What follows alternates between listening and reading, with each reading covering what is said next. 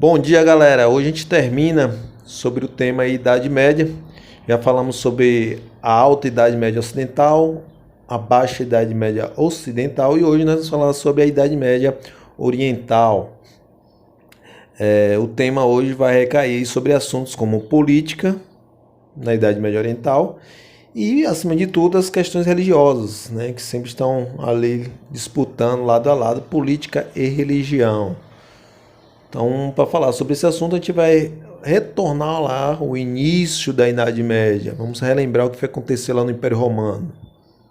Então a gente vai relembrar aí que o período antigo aí foi marcado, acima de tudo, pelo domínio do Império Romano sobre praticamente toda a Europa, né? Parte da África, parte do Oriente, aí, Oriente Médio, era de todo domínio dos romanos, né? Só que a partir do século II, século III, havia outros povos que passavam a ameaçar, né, essa centralização política romana, que era a invasão, aí, a ameaça, né, dos povos germânicos ou povos bárbaros, como os romanos os classificavam. E aí, numa tentativa, né, de dificultar a invasão desses povos germânicos, o império vai ser dividido em dois, né, o Império Romano do Ocidente e o Império Romano do Oriente. Só que devemos lembrar também que não foram as invasões germânicas que vai levar o Império Romano à decadência, né?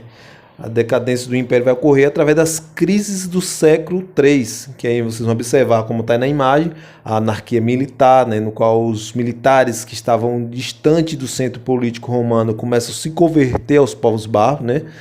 A disputa dos senadores pelo poder do Império, né? O crescimento do cristianismo, que ele não aceitava a figura do imperador como uma coisa divina, a paralisação ou estagnação da expansão territorial, isso vai fazer com que falte mão de obra escrava, né? E aí o governo vai ser obrigado a criar a implantação do sistema colonial, no qual as pessoas começam a sair das áreas urbanas e irem para as áreas rurais. Então é o período de feudalização. Então aí são as crises do século III que vai levar o Império Romano, acima de tudo, do Ocidente, à decadência, à fragmentação. Só que, inevitavelmente, vai ocorrer aí a invasão, né, dos povos germânicos. Isso vai acontecer no ano de 476, no qual o Império Romano do Ocidente ele vai ser tomado pelos povos germânicos e dando início aí ao período feudal. Só como vimos nas outras aulas, né, o Império Romano do Ocidente ele vai ser invadido. Só que o Império Romano do Oriente ele vai se manter numa estrutura política com os poderes centralizados em Constantinopla, né? E aí fica formado aí o Império Romano do Oriente, que é também conhecido também como Império Bizantino. Então, enquanto o Império Romano do Ocidente foi dividido pelos povos bárbaros, no qual vai dar origem a diversos feudos, o Império Romano Oriental ele vai se manter unido, né? Vai originar o Império Bizantino, como já foi dito, que vai ter como capital a cidade aí de Constantinopla.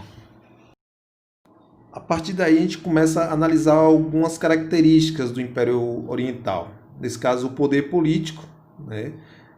Ele era governado pelo imperador, claro. Só que esse imperador ele era escolhido pelo povo, pelo senado e pelo exército. Assim, um poder político não era hereditário, mas o imperador ele costumava indicar o seu sucessor. Em decorrência da figura do imperador está ligado também à figura religiosa, né? Esse imperador ele vai deter o poder político e o poder religioso. E por isso ele vai ficar conhecido como Cesaropapa, ou o sistema político conhecido como Cesaropapismo. A religião bizantina também era o cristianismo. Ele se considerava o povo escolhido por Deus para o seguimento de seus mandamentos. O chefe da igreja cristã oriental era o patriarca. Ele era escolhido pelo imperador. Os bizantinos não aceitavam decisões e nem algumas crenças da igreja cristã do Ocidente. Para falarmos desse assunto, essa aparece a questão para vocês, da PUC de Campinas. As questões estão aleatórias aí, passei para vocês, então acho que é a questão 2. Então dá uma olhada aí. Olha. O Império Bizantino, ao longo de sua história, apresentou um governo que se caracterizou por proporcionar condições sociais que possibilitaram eliminar desde suas origens o problema da escravidão. Não, ao contrário, ele manteve aquela estrutura de escravidão, de conquistar novos povos e conquistando também novos escravos, né? Para manter o império.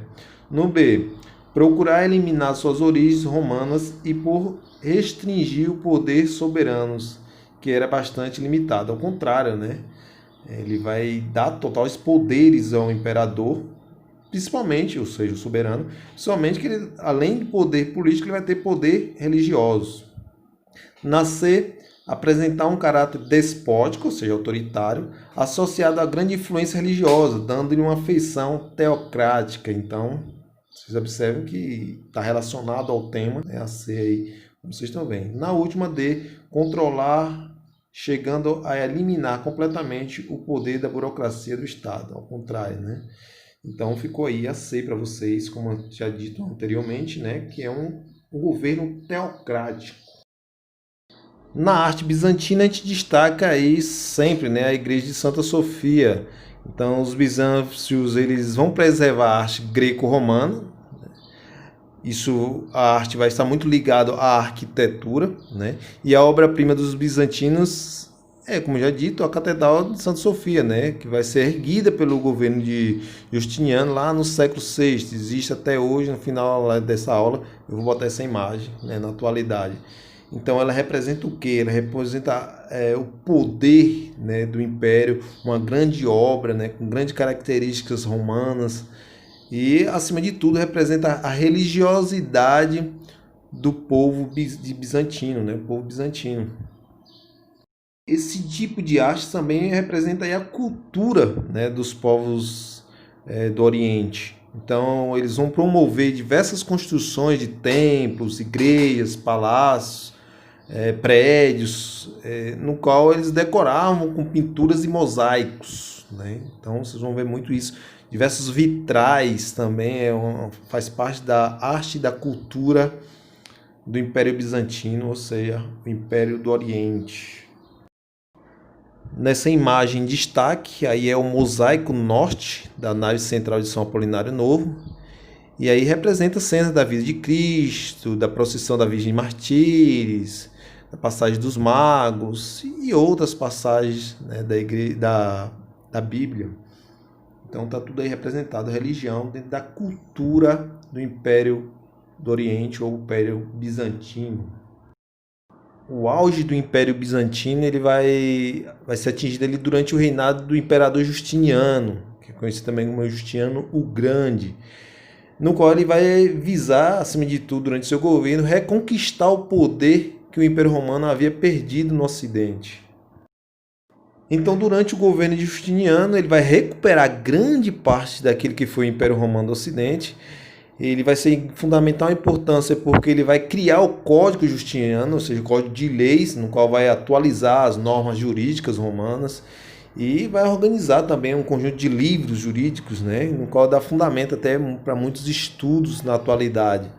E, acima de tudo, ele vai promover a construção de fortificações e edifícios para manter ou para continuar expandindo o Império Romano.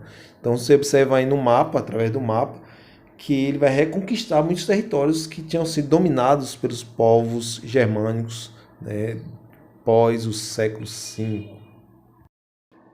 Então, para essa questão aí, eu separei essa questão da PUC do Paraná, no qual diz o seguinte: o Império Bizantino ou Romano do Oriente existiu durante a Idade Média, sendo cronologicamente coincidente.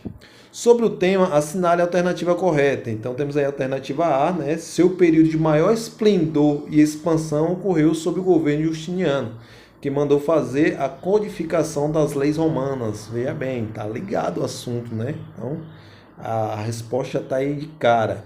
Mas por que não é a B? Então, sua posição geográfica corresponde às terras da parte ocidental. Não, né? Não está falando de Roma do Oriente, automaticamente, e a B já seria descartada. Na C, apresentava excessiva descentralização política. Ao contrário, né? A descentralização política acontece no Ocidente. O Oriente mantém-se o poder centralizado. D, reprimiu violentamente a heresia dos cátaros, né? que ameaçavam a sua unificação religiosa. Não, os catáros foram destruídos lá no início do Império Romano, né? Então não está relacionado também. Ou seja, no Império Romano na Antiguidade, né? Em relação à questão dele. E a força da cultura romana fez com que o latim fosse a língua de emprego geral. Gente, é bom destacar essa questão porque no Oriente, no Império Romano do Oriente, não se destacava o latim, né? Lá se falava o grego. Lá eles dão mais ênfase ao grego do que o latim. Então, veja bem, para a gente falar sobre a questão é aí, viu? É acrescentando conhecimento, né?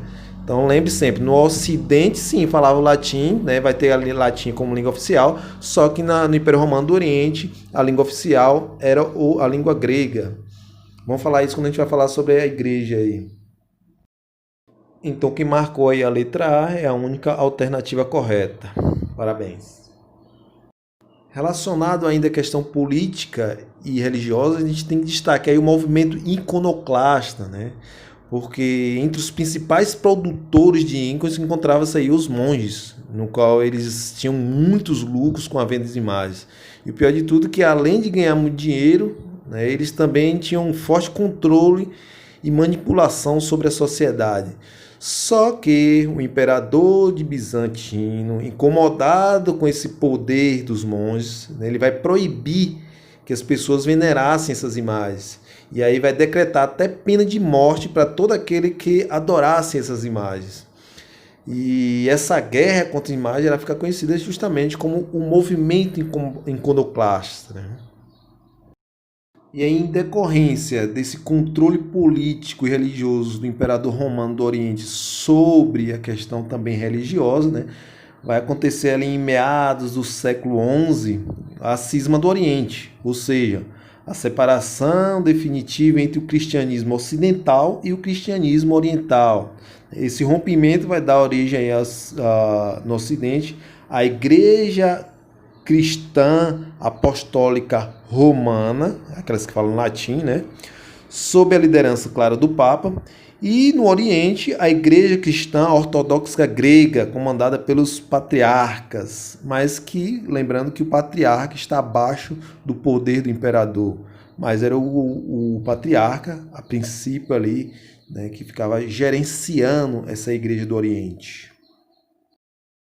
Na imagem aí, respectivamente, a figura do Papa e a figura do Patriarca, né? Até hoje há essa separação entre a Igreja Apostólica Romana, que era representar o Ocidente, e a Igreja Ortodoxa Grega, né? Do Oriente. Então existe ainda o Papa, como também existe ainda o Patriarca. Aos poucos eles tentam se aproximar em decorrência dos problemas de violência no mundo, então eles buscam a paz entre eles. Já que naquela época, né, era uma separação bem exacerbada em termos de violência religiosa, vamos dizer assim.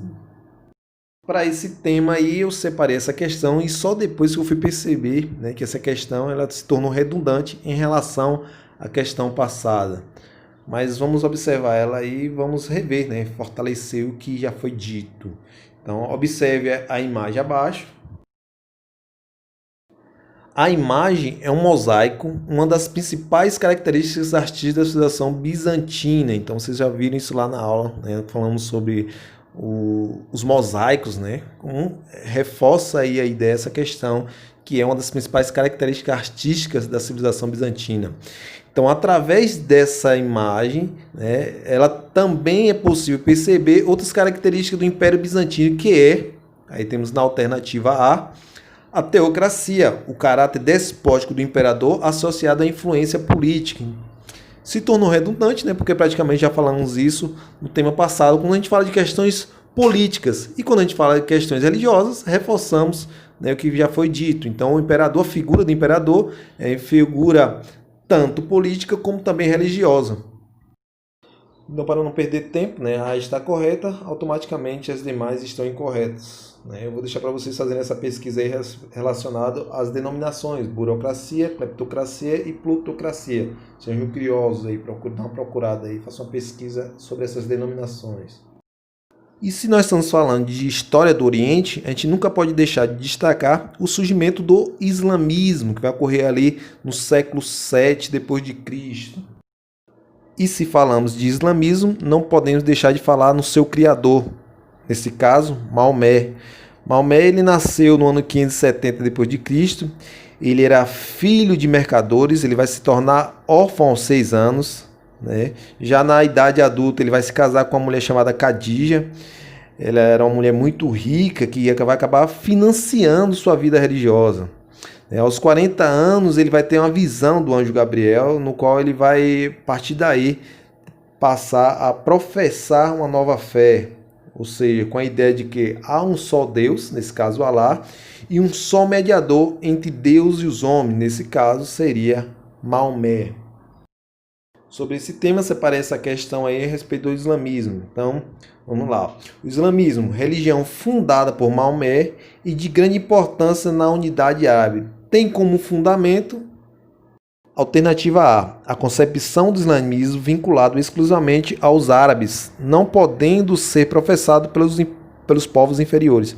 Não, o islamismo, ele tanto vai surgir lá no Oriente, né, entre os árabes, mas ele vai depois se expandir para várias outras regiões, atingindo vários outros povos, entre aspas, sendo classificados como inferiores ou não. Na B, o culto dos santos e profetas através de imagens e ídolos. Não, isso aí é da cultura ocidental, né, cristã ocidental, então não está relacionado ao islamismo. Na alternativa C, o politeísmo, isto é, a crença em muitos deuses, dos quais o principal é Alá. Não, só existe um Deus, né? Inclusive, é bom destacar que o islamismo é oriundo, né, dos judeus, assim como o cristão, por exemplo, Jesus Cristo era judeu, né? Então, do judaísmo surgiu o cristianismo e o islamismo. Então, a crença que só existe um Deus.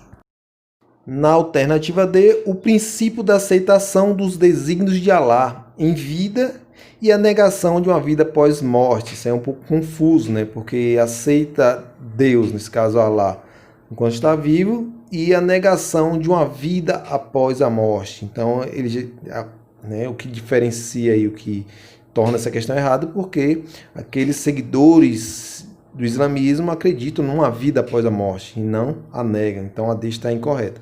Restando aí a letra E. O monoteísmo, influência do cristianismo e do judaísmo, observado por Maomé entre os povos que seguiam essa religião. Então quem marcou a letra E está correto, parabéns. Foi na cidade de Meca que Maomé tentou converter aqueles povos politeístas ao monoteísmo. O problema é que o politeísmo motivava a vinda de vários povos de várias regiões para comercializar. Então era fonte ali de comércio, e comércio é fonte também de riqueza, né, daquelas pessoas. Então, em decorrência disso, Maomé acabou sendo perseguido por aqueles povos politeístas que não aceitavam o monoteísmo. Então ele vai fugir de Meca, indo para a cidade de Yatreb. Nessa fuga de Meca para Yatreb é conhecido como Hegira, e aí marca o início do calendário islâmico. Então o islamismo tem um outro calendário em relação ao nosso, que é um calendário cristão. Então a partir dali começa a era islâmica, né? Na fuga de Maomé, saindo de Meca para Yatreb. Lá em Yatreb ele vai ganhar muito prestígio político, vai ter uma grande ascensão, né? Vai conseguir converter a população de Yatreb. A cidade de Yatreb passa a se chamar Medina, que é conhecida também como a cidade do profeta, né? Lá ele vai conseguir organizar um exército e volta para Meca para reconquistar Meca. Então, no ano 627, ele consegue reconquistar Meca.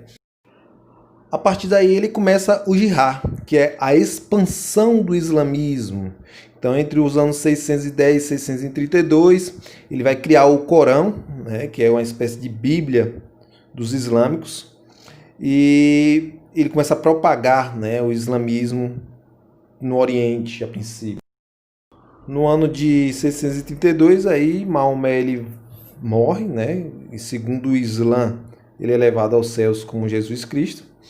E o islamismo vai ser dividido entre xiitas e sunitas a princípio, né? E aí uns mais radicais, outros mais moderados. Uns dizem que o sucessor de Maomé deve ser um representante da família, outros diz que o novo líder do islamismo pode ser qualquer um integrante desde que tenha fé. Então começam os conflitos a partir da morte de Maomé, e aí também o islamismo vai se expandir para a África até chegar na Península Ibérica. Dentre uma das correntes islâmicas radicais estão aí os turcos seljúcidas, né, no qual eram muçulmanos que vão invadir o Império Romano do Ocidente, ou melhor, vão invadir o Império Bizantino. Isso vai acontecer no ano de 1453. O Império Bizantino entra em decadência, né, o islamismo toma conta, e aí é o fim da Idade Média. Isso aí simboliza o fim da Idade Média e o início da Idade Moderna, porque quando os muçulmanos tomam posição sobre Bizâncio, aí o comércio vai reabrir, né? Vai ressurgir um novo comércio, porque agora o intuito é acumular riquezas. E aí vem o renascimento do comércio, vem o renascimento das ideias greco-romanas e etc. Então está aí marcado a invasão dos muçulmanos seljúcidas, né, que eram os turcos seljúcidas, sobre o Império de Bizâncio, é o fim da Idade Média. E aí está a cidade, que antigamente se chamava Bizâncio, que passou a se chamar Constantinopla e que hoje se chama Istambul, é a capital da Turquia, né? Esse lugar é um lugar cosmopolita, né? Apesar de ver ali diversas culturas, diversos povos, também riquíssima culturalmente, né? Devido, claro, ali é um centro, a passagem, né? Entre o Oriente e o Ocidente, né? A transição, inclusive a capital, a Turquia, ela fica com a parte ocidental na Europa e a parte oriental na Ásia. Então ela ali é a divisão entre esses dois territórios, e onde acontece até hoje, né, de vez em quando acontece aqueles ataques de grupos terroristas, ou seja, religiosos extremistas. Mas isso aí já é um outro fator que a gente vai discutir mais à frente. Mas está aí a capital Istambul e ao fundo a Catedral de Santa Sofia. Gente, a aula de hoje é essa. Qualquer dúvida, mandem aí para mim. Tenham todos aí um bom dia.